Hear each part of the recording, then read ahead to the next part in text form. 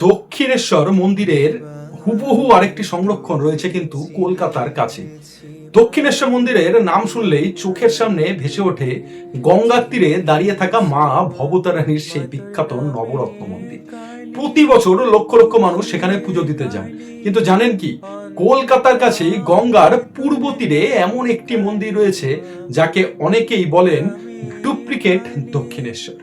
এই মন্দিরটি হলো ব্যারাকপুরের মা অন্নপূর্ণার মন্দির। প্রথম দেখায় যে কেউ ভুল করে বসতে পারেন, কারণ মন্দিরটির স্থাপত্য, গঠন, পরিবেশ সবকিছুতেই রয়েছে দক্ষিণেশ্বরের একদম স্পষ্ট ছাপ। শুধু পার্থক্য একটাই, এখানে মা ভবতারিণীর পরিবর্তে অধিষ্ঠিত রয়েছেন মা অন্নপূর্ণা দেবী।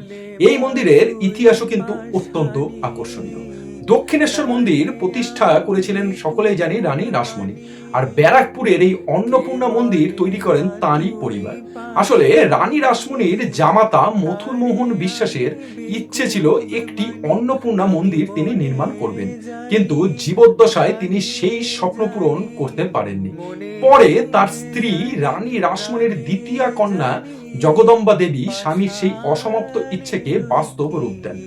মন্দিরের নির্মাণ কাজ শুরু হয় ঊনবিংশ শতাব্দীর একদম শেষ ভাগে এবং 1875 সালে এর প্রতিষ্ঠা সম্পন্ন হয়। সবচেয়ে উল্লেখযোগ্য বিষয় হলো, এই মন্দির উদ্বোধনের সময় উপস্থিত ছিলেন স্বয়ং শ্রী শ্রী রামকৃষ্ণ পরমহংসদেব। শুধু তাই নয়, তিনি জীবনে অন্তত চারবার এই মন্দিরে এসেছিলেন বলে জানা যায়। মন্দির সংলগ্ন রাসমণি ঘাটে তিনি স্নানও করেছিলেন। আজও সেই ঘাট ইতিহাসের নীরব সাক্ষী হয়ে দাঁড়িয়ে রয়েছে। এবার আসা যাক স্থাপত্যের কথায়, মানে এই মন্দিরটির স্থাপত্যের কথায়। মন্দিরটি তৈরি করেছিলেন সেই কারিগররাই যারা দক্ষিণেশ্বর মন্দির নির্মাণের সঙ্গে কিন্তু সম্পূর্ণভাবে যুক্ত ছিলেন। ফলে দুই মন্দিরের মধ্যে আশ্চর্য অবিকল মিল দেখা যায়। দক্ষিণেশ্বরের মতো এখানেও রয়েছে একটি নবরত্ন প্রধান মন্দির। সামনে রয়েছে নাট মন্দির, চারপাশে রয়েছে 6টি আটচালা শিব মন্দির, যেখানে প্রতিষ্ঠিত আছে প্রায় 3 ফুট উচ্চতার শিবলিঙ্গ। দক্ষিণেশ্বরে যেখানে মোট 12টি শিব মন্দির রয়েছে পরপর, এখানে রয়েছে কিন্তু 6টি, তিনটি করে। মন্দির চত্বর উঁচু পাঁচিল দিয়ে ঘেরা। প্রবেশদ্বারে রয়েছে বিশাল লোহার একটা সিংহ দরজা এবং তার উপরে স্থাপিত সিংহ মূর্তি, যা দক্ষিণেশ্বরের স্থাপত্য রীতির কথাই একদম মনে করিয়ে দেয়। মন্দিরের গর্ভগৃহে রূপোর সিংহাসনে অধিষ্ঠিত রয়েছেন অষ্টধাতুর তৈরি মা অন্নপূর্ণা দেবী। দেবীকে প্রতিদিন বেনারসি শাড়ি ও সোনার অলংকারে সাজানো হয়।